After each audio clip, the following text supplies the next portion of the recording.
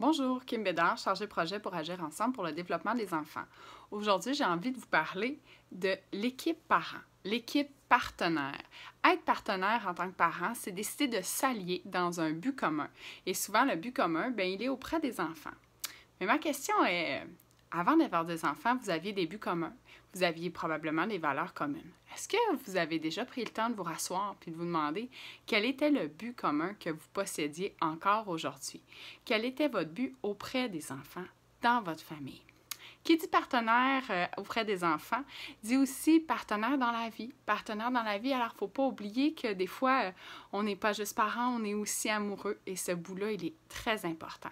Parce que c'est quand on prend du temps ensemble pour nous, des fois juste pour s'asseoir, pour discuter, pour échanger, savoir comment l'autre va vraiment. Hein. Tu sais, dans la vie de tous les jours, on demande souvent comment ça va, mais qui prend vraiment le temps d'écouter? Comment tu vécu ta journée? Qu'est-ce que tu fais? S'intéresser à l'autre permet de venir connecter notre cœur et de redevenir en accordage, de s'accorder ensemble pour le prochain pas à franchir. Avec la pandémie, on a été beaucoup avec les enfants. Les enfants changent de jour en jour, mais nous aussi. Quel est votre but commun aujourd'hui? On est le 25 mai. Est-ce que vous en êtes parlé?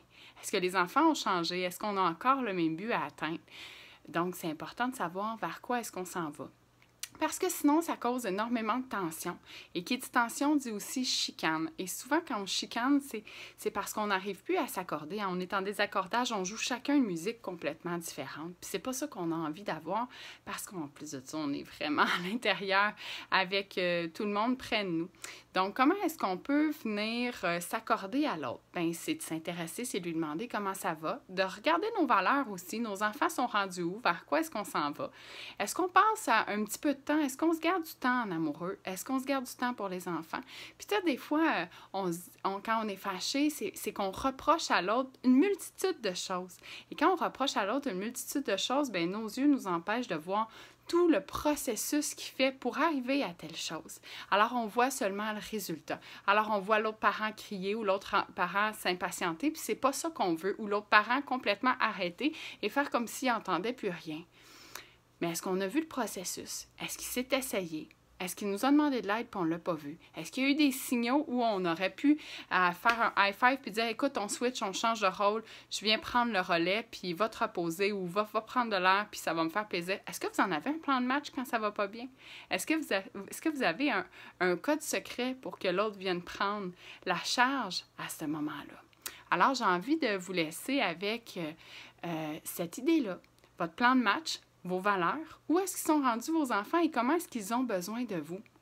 Des fois aussi, on peut être fâché parce que souvent, la maman va être vue comme celle qui va venir apaiser les crises, qui va venir être la sécurité relationnelle et le papa, il est dans le jeu.